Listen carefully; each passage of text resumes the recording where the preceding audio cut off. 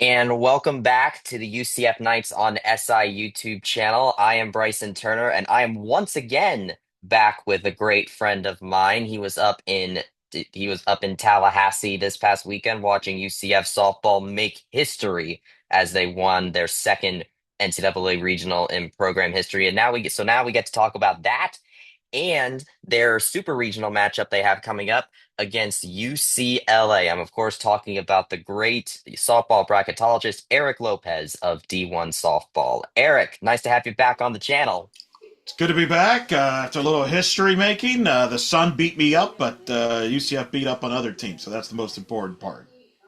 Absolutely. So I want to go ahead and start with you with this regional because we've talked off air about this, and I remember you distinctly calling this the craziest regional, the best regional of the bunch this year at Tallahassee.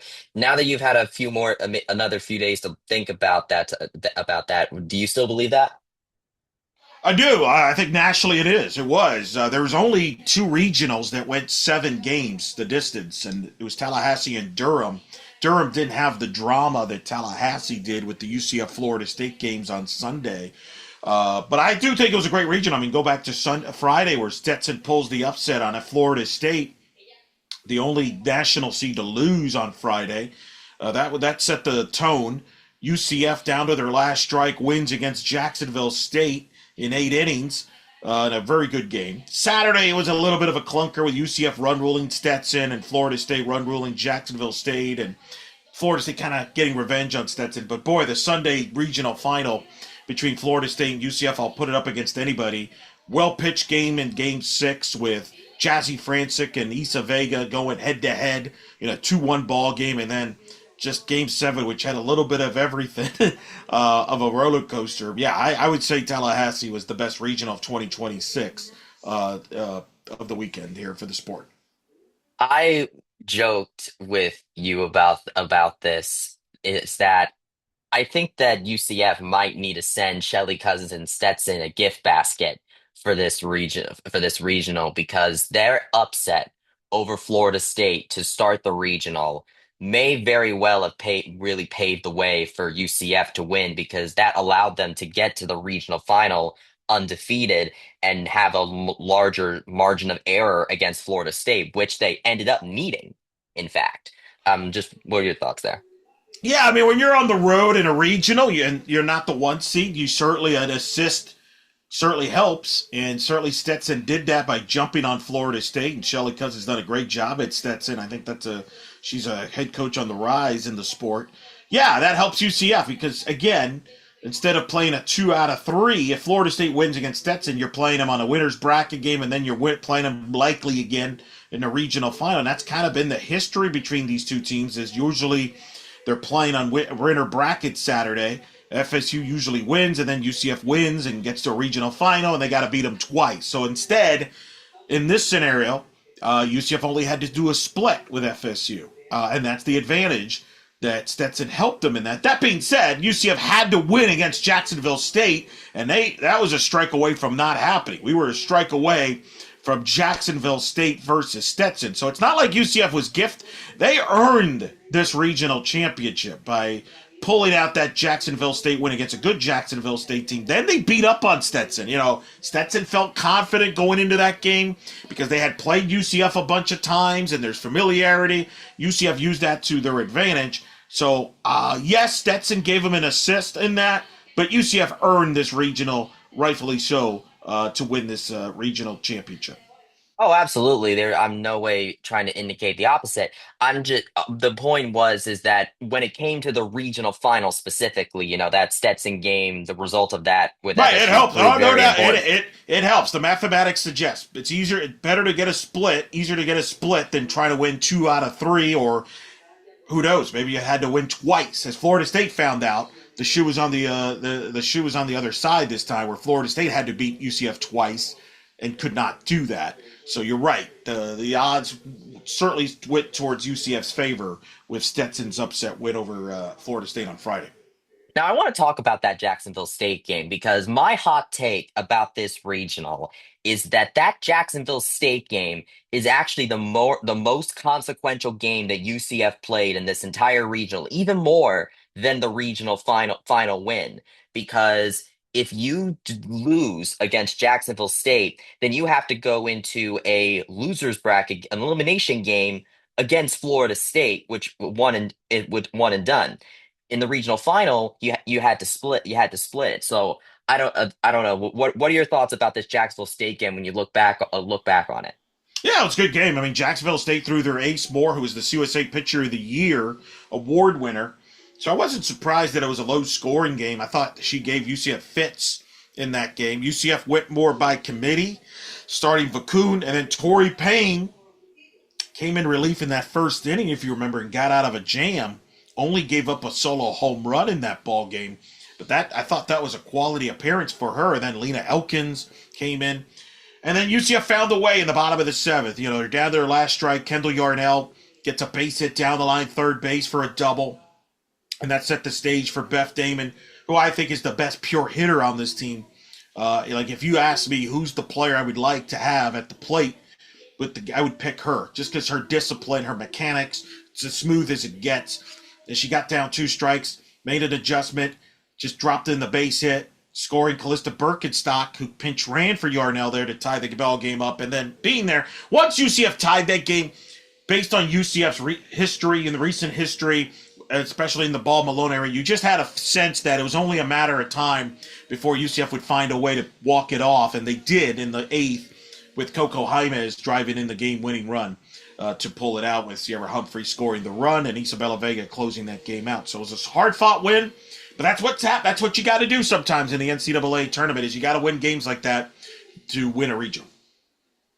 Do, what do you think? Do you think that this Jacksonville State game is going to end up getting overshadowed by the second Florida State game? I mean, I understand why it would, but what are your thoughts about where that Jacksonville Yeah, State game kind of stands and all that? yes, it will get. It's kind of. I'll give you the comparison. It's kind of like the U.S. Olympics in 1980, the Winter Olympics. Everybody remembers of the U.S. beating the Soviet Union. Some might forget, not realize that was not the gold medal game. That was a semifinal. U.S. beat Finland to win the gold, but nobody remembers that. They remember the Soviets because of the rivalry and and how it was such a big moment in USA hockey. So I think it's similar here in that, yes, I think Jacksonville State, I think, will be forgotten by the casuals. I think the diehards and the people that were there will remember the Jacksonville State game. But yes, because it's Florida State, because of all the history with the two programs, with the history of UCF in Tallahassee, hadn't won a game against FSU in Tallahassee since 2007, hadn't won a regional there, losing in a regional final in 2015, losing in a regional final in Coach Ball-Malone's first regional with UCF in 2021, losing in a winner's bracket game to FSU in 23-20. There's been a lot of great UCF players that their careers ended on that field. And so to beat FSU, to eliminate them, to eliminate the seniors of FSU, in a lot of ways, absolutely will be the most significant win to date in the program history, because of all the history I just described.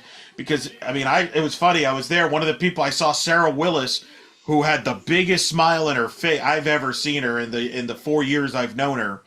And I certainly thought back to when she pitched 12 innings against Auburn in 2024 on that same field, and her career ended in that 3 a.m. against Auburn. So that, to me, will always be the game that'll be remembered. It's the biggest win to date in the program. But certainly Jacksonville State is pretty significant, too, because you don't get there without that. There are two distinct players that I feel or I guess players distinctions that I feel like come with this regional. One is the player of the regional, and the other one is the underrated player of the regional. And the reason I make that distinction is because UCF had a couple of players that really broke out in this regional to take the spotlight for really the first time this season, at least in this fashion. You talked about Torrey Payne, but you also talked about Callista Birkenstock, who not only ended up scoring that run against Jacksonville State, but also made the diving catch for out number two in that game 7 game against Florida State. When you think about those types of players, what stands out to you about the players that stepped up in this regional? Well, I think it tells you always wait, be prepared when your number is called because you can get numbered at any point. You start with Torrey Payne. I mean, you look at this pitching staff, the freshmen, certainly Ava Stewie, Hildy Dempsey got a lot of attention. Reagan Vicun, the lefty. Torrey Payne was like, oh, by the way, Torrey Payne too. And I think she had opportunities early in the season. Was still trying to figure out the Division I landscape. Was working on some things as a typical normal freshman would. To her credit, she kept working at it and forced Coach Ball-Malone to call her number. And she got some starts as the year went on, late in the year, especially after the Hildy Dempsey injury, and gave him some quality innings. What was fascinating is she got her number called again in the Big 12 tournament, walked a couple of batters, was taken out.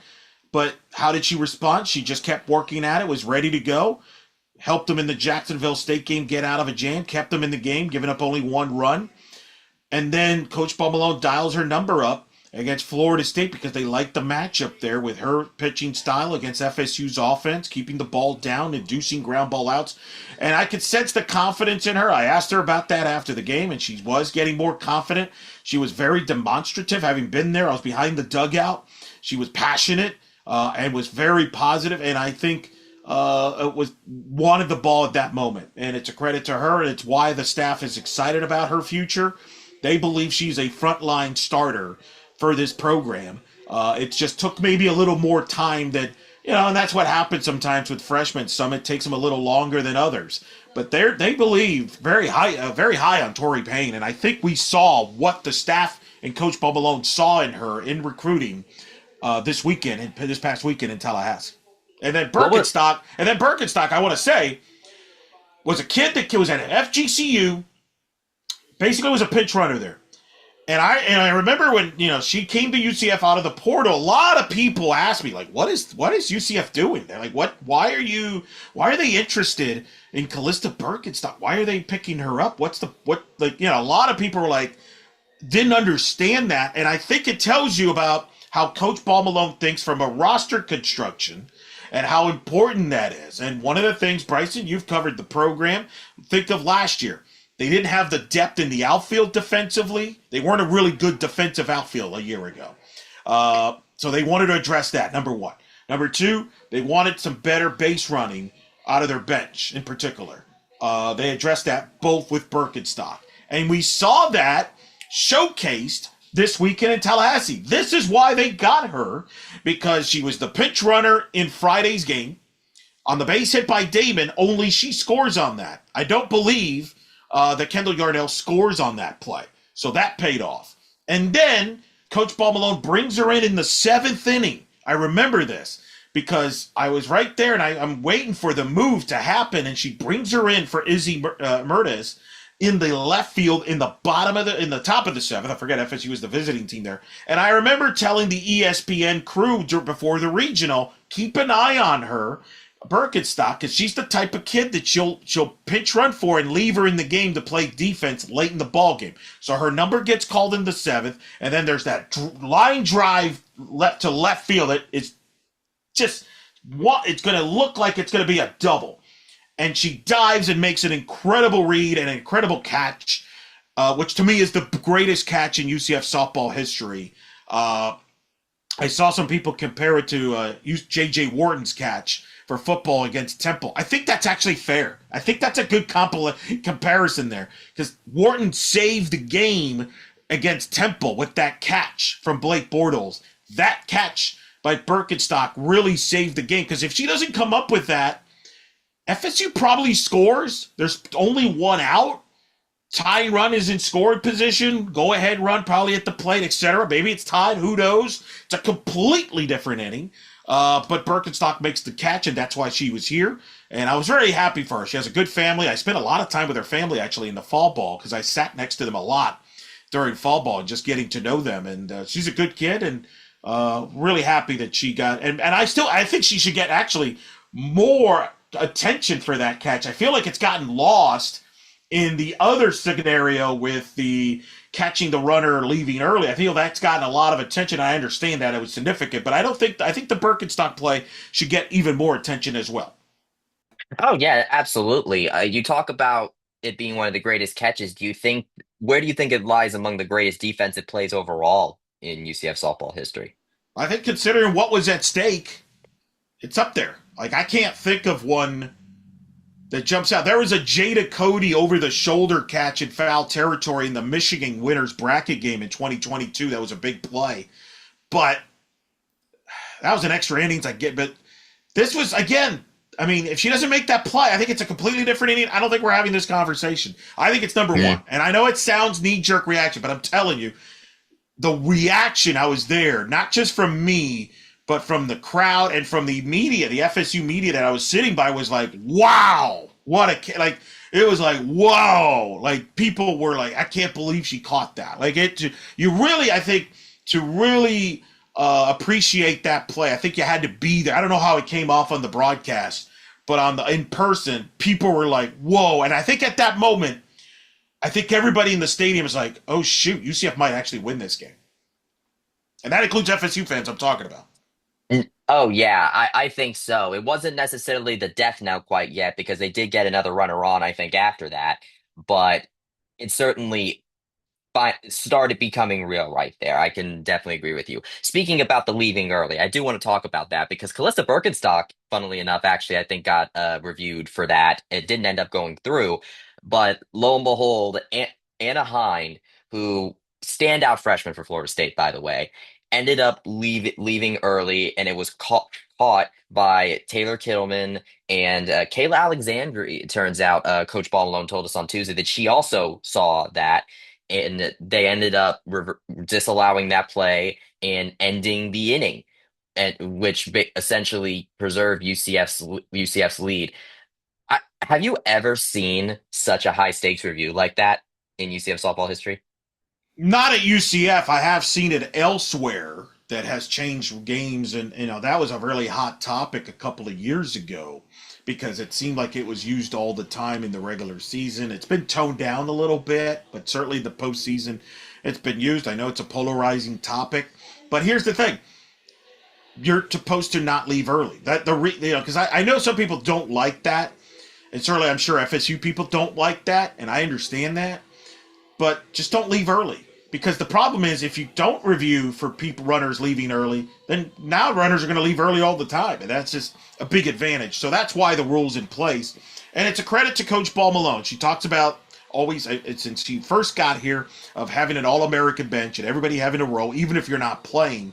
And that was a case where you got two UCF players. Their assignment is to watch the runners. And every team does this, okay? It's not like UCF's the first to do this. In fact, if anybody followed last year's Super Regional, Dot Richardson and Liberty caught Oregon twice in a Super Regional for leaving early, and it was because they studied film and saw that Oregon runners left early, so they assigned players specifically to watch that and to tell the coach, hey, she left early. And so so this goes back to last year.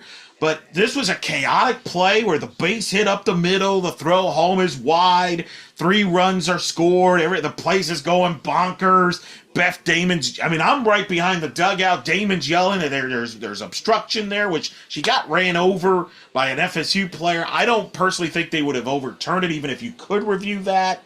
Coach Ball-Malone. But to Kittleman's credit and Alexandra, they got Coach Ball-Malone's attention and said, look, the runner at second left early. I'm telling you, I'm 100% sure. You got to review, challenge that. And so Coach Ball-Malone, trusting her players for that reason, did that and paid off big time. And I remember when the umpire comes out and says the runner left early, the roar out of the UCF dugout was enormous. You would have thought they won Game 7 there. That changed the momentum. You heard the players talk about it. And I think there was a shock among the FSU fans because it wiped out the 3-run play. That is a play that will be remembered in that game. That is an infamous play that both fan bases are going to argue about, I'm sure, for years and decades. For now, what I would tell you, as somebody who's been going to Tallahassee for 2 decades, in years past, that would have happened and nothing would have changed. FSU would have just gained momentum. They would have probably, it's so for me, that was the first sign of, hey, maybe this will be different this year. Because in years past, that would happen and that would be it. FSU would win the game, would have been, and I remember watching it, I was like, oh, here we go again. But the Miles, I know, well, this might be different. And that certainly was a big factor in the game. I don't think it won UCF the game necessarily because FSU did end up tying the game later in the ball game, but certainly was a huge play. And I think gave UCF a lot of confidence. And it's a credit to the young players there in Alexandria and Kittleman for being ready for the moment, being confident, and going to Coach Ball-Malone saying, Coach, this is what we saw, and Coach Ball-Malone trusting her players, and that's why she puts her players in positions to contribute, even if you're not starting or playing. You were there with me at her press conference today. We're recording this on Tuesday evening. You've been around Ball Malone for a very long time. What has it been like to see her coach through this process? Because you and I have talked off air quite a lot about how she's coached this region, how she's coached this team. Just what is your reaction to seeing the stuff that she's been doing paying off in the way that it has? It's been amazing to me. I remember we spoke a week ago, and I said the key in this regional would be what innings does UCF get not named from Isabella Vega? And boy, they got a lot of quality innings. And you know, I know people are going to ask me about comparing the two regional wins, championships. 22, you had two seniors, basically, in the pitching staff, with Gianna Mancha and Kamal Woodall. This team was a young staff with Isabella Vegas, a redshirt sophomore, your veteran, quote unquote, who had never pitched in Tallahassee. And then you got a true freshman in Tori Payne, true freshman in Vacoon. Elkins is a senior, but if you look at her bulk of her innings, not a lot of innings. This was a young staff, and Coach Ball-Malone coached fearless and kind of matched the matchups. And, this is why the way she coaches in the regular season. In the first month of the year, she usually tries a lot of different stuff because she wants to see how each player reacts to certain situations. And then the goal is within a month or month and a half into the season, you have an idea of what you want to do as a coach. And I think that was the case here with this pitching staff. And let's be honest, Bryson, this was the biggest question all year about UCF was who's the number 2 to Isa Vega, certainly, especially after the Hildy Dempsey injury where she's out for the year. What's going to happen with this pitching staff? Are they an arm short? Is it a what if year? And here they are, the regionals, and their pitching staff was magnificent. They end up giving what? They gave up 6 runs in the entire regional with this young pitching staff. I think it's Coach Ball-Malone's masterpiece. I think whenever she gets inducted into the UCF Athletics Hall of Fame, which will hopefully be a long time from now, because hopefully she'll be coaching us still a long time here. I think this regional is going to be one of the masterpieces of her coaching pieces because it was brilliant. I think she outcoached a Hall of Fame head coach in Lonnie Alameda, who's one of the top 10, 20 head coaches in the history of the sport, especially when it comes to pitching, because Coach Alameda is a pitching coach. And here are these two coaches, both of them handle their pitching staffs, and they're playing the chess match. And Coach Ball-Malone had more pieces than Lonnie did and used it, and I think it forced Lonnie to make a move that probably she's regretting now when she brought in her freshman pitcher who gave up the 2-run homer to Izzy later in the ballgame. It was just a masterful job by Coach Ball-Malone, who I think has established herself. And again, people, it's hard for me. Obviously, I do the national podcast and everything. Every time the subject of UCF comes up, it's a very tricky subject because anytime I say something positive about a player or the team or the coach, their automatic conclusion is, well, you're biased. Of course you're going to say that. The original. And so it does annoy me a little bit because I do think sometimes I do wonder if that hurts UCF or does not. But I just try to tell it like it is. And I think this regional win, I hope now, if it didn't do it before, now realizes that what I've been telling people is accurate. It's not just being a homer. She is one of the top, to me, right now, is one of the top 15, 20 coaches in the sport. And that's a very conservative number. Like, I haven't really sunk my teeth into it as far as in the country. But she's a top 15, 20 coach, Bryson, in the sport, which I don't think UCF has ever had that, really. Maybe with the exception of Amanda Cromwell and her prime with women's soccer. was considered, but even Amanda Cromwell got past the round of 32 once at UCF. Cindy's done that twice. Scott Frost certainly was one of the best coaches in 2017. That was 1 year. Cindy Ball-Malone's done this now, this decade now. This is a, what, 12, 4 40-win seasons, 2 super regionals, 6 NCAA tournaments since 2021 for Coach Ball-Malone. That I put up that resume against anybody there, and I think she's that's established herself. So you talked about Izzy Mertez's homer. We got to talk about this UCF batting core because they also really stepped it up this week. Whether it was blistering past Stetson or getting those 2 home runs to beat FSU, because 2 swings of the bat ended up what UCF ended up needing to beat Florida State and advance to the Super Regional. I talked about this with you as well before, that of the 9 best single season home run totals in program history, 4 of them are on this team right now. And that doesn't even count Aubrey Evans, who's directly behind them. Just what's it been like seeing this team just smack it out of the park as much as they have this season and this weekend? Well, I think it was shown that that is the difference between UCF teams this year and the past. And somebody told me this that's followed the program a long time. UCF in the past against Florida State, or Florida for that matter, in regionals, when Florida and Florida State threw a punch, UCF didn't have an answer. And partly because they didn't have the power. The easiest way to respond is by taking the ball and going deep, right? And so UCF has never had that until now. This is the most prolific, most powerful offense UCF's ever had. They have, what is it, 5 players in the lineup that can hit double-digit home runs?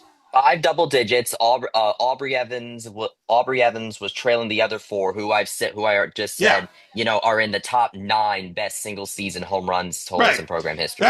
They've never had that. They maybe have had 2. Like 2022, for example, is basically Jada Cody, Shannon Doherty, and even a young Ashley Griffin. Basically. This is more deeper.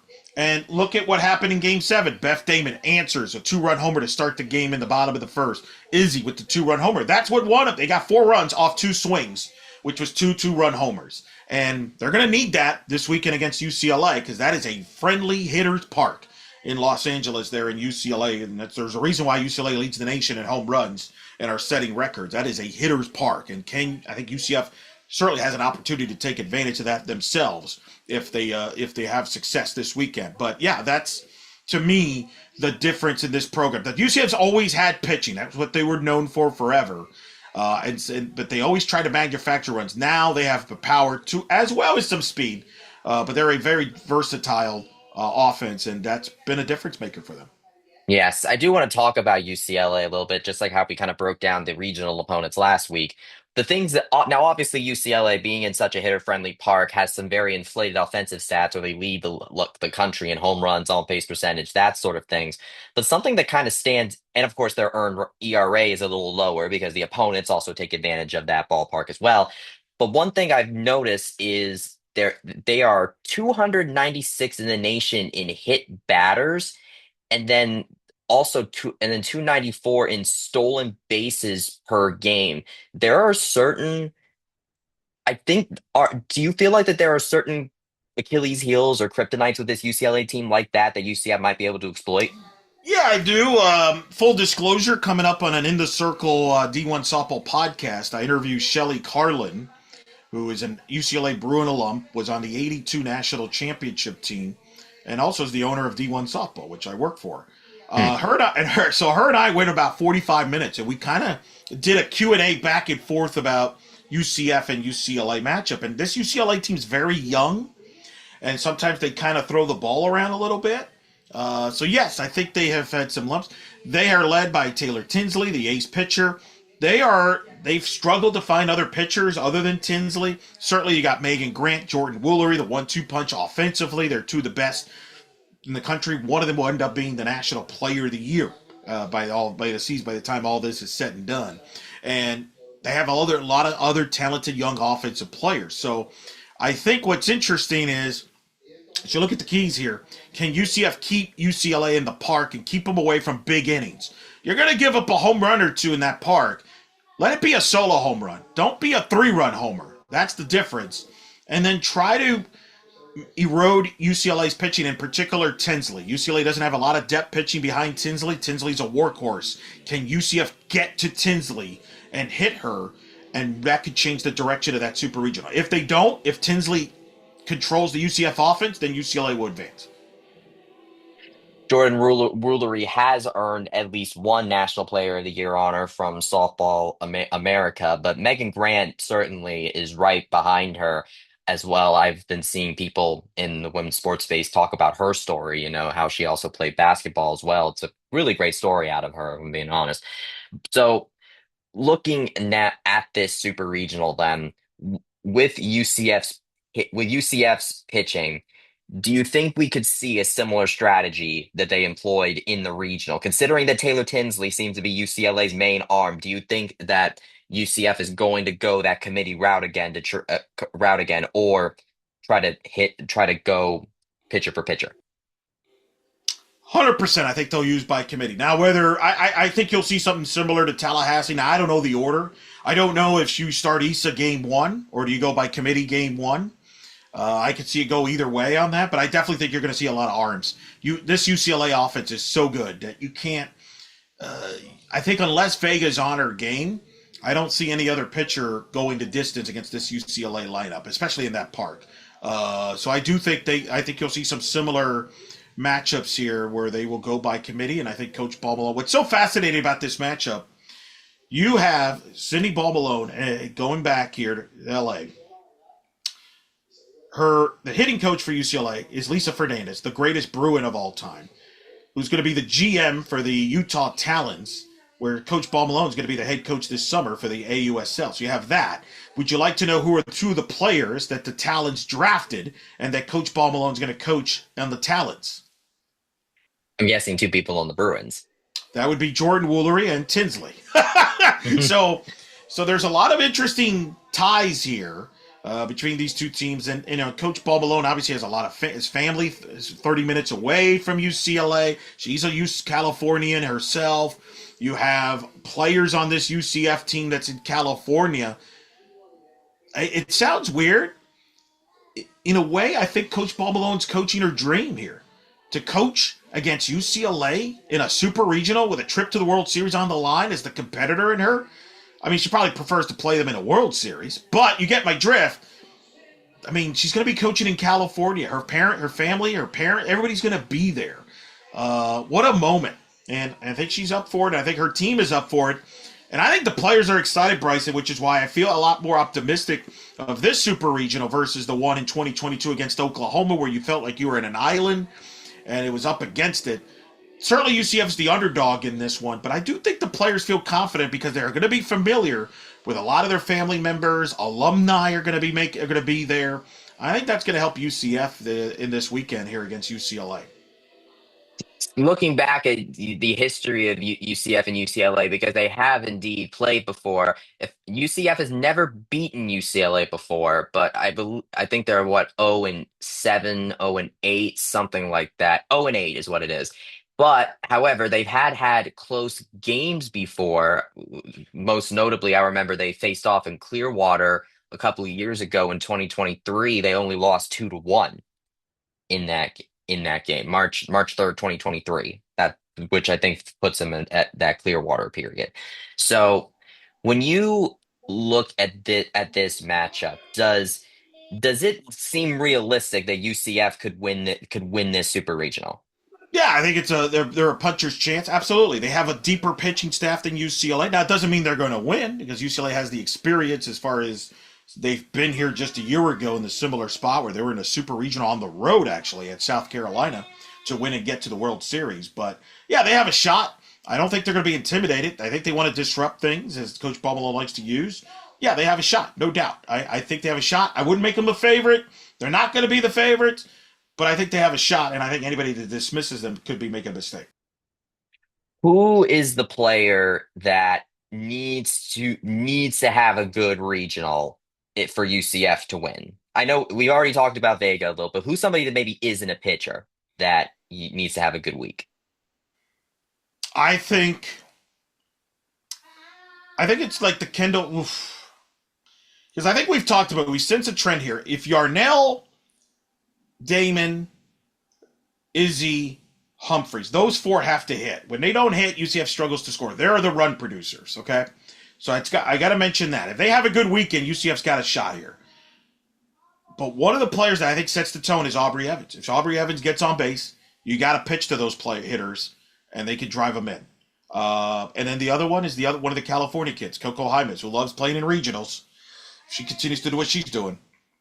Those are two names that people are not going to bring up, Aubrey Evans and Coco Hymas. But I think, again, look up the stats of those four. If they're hitting, UCF's got a shot. If they're contained by Tinsley and the UCLA pitching staff, then UCF is probably going to have a tough weekend. This is the 25th season of UCF softball. You've been around for a majority of that time. What, how does this feel different? Because UCF has been to a super regional before. They went there in 2022. They talked about getting to Oklahoma City for so long. That's the goal that they've wanted to reach. Does it feel different this time? Yes, it does. Because I remember against Oklahoma, I think they were happy to be there, and I think everybody realized, oof, Oklahoma, this is. I mean, that was a dynastic team with Jocelyn Allo, and you're going to Norman. Not that UCLA is not that level, but there are ways where UCLA has looked vulnerable. This is a UCLA team that gave up 10 runs to Cal Baptist in one inning last week. And I think this UCF, again, I keep harping on this. UCF has players from California. They're not going to be intimidated. They're going to be excited to be playing in California. I think Coco may have said that to the media on Tuesday, where they haven't had a chance, this sophomore class, they haven't had a chance to play in California yet since they come to UCF. So I think there's going to be a lot of support. I think people are going to be surprised at how many UCF fans will be in that building. It's a tiny stadium. I think they have a shot. Their goal has been since the fall to get to the World Series. And the reason they had that goal is because, hey, we got to the Super Regionals in 2022. Let's take that next big step. You have an Ashley Griffin who's on that team in 2022, who now, by the way, the only UCF player that could say has played in two Super Regionals. Caitlin Felton, who's on the staff as a GA, was on that 22 team. So that's the progression of the next step. Will it happen? I don't know. They could lose in two. Maybe UCLA it's too good. I don't think UCF will lose. If they lose this super region, it won't be because the heads are in a deer lights or they're just happy to be there. It's just because UCLA outplayed them. Does that make sense? Whereas Oklahoma outplayed them, but UCF also was kind of happy to be like, whoa, can you believe that? I don't see that happening with this team. Doesn't mean they'll win, but it does feel different. And I also think winning that regional in Tallahassee gives you a lot of juice. A lot of juice. Like, hey, we got over that elephant. We got over that skeleton. We got over something that a lot of people never thought UCF can do. So what's the big, let's carry that over. And they know they're 2 wins away. That's their goal. Will it happen? I don't know. But I wouldn't just, there's a reason why I'm going, Bryson, because I don't want to say I missed it if they win the Super Regional. Plus, I've never been to LA, so that'll be fun. But I'm excited. I think they're going to give them a good series. Game 1 is going to be huge, though. Game 1 is huge. In a Super Regional, I forget the stat, but teams that win Game 1 usually win somewhere around 75-80% of the time in a Super Regional. Maybe that's a stat you can look up later, Bryson. But Game 1 is big, especially when you're the road team. So that I think we'll learn a lot on Friday night. Well, the game gets underway at 9 p.m. Eastern time, thanks Pacific time zone, on Friday, May 22nd. You said you were going to LA, so where can the people follow your adventures out in the City of Angels? Eric Lopez Elo on Twitter. I'll be doing content on the In the Circle SB YouTube channel. I'll be doing content for D1Softball. I'll be doing content for UCF as well. Everywhere else, covering press conferences. I'll be hanging out with the alumni. There's a lot of UCF softball alumni that has been blowing my phone up since Sunday, really since last weekend.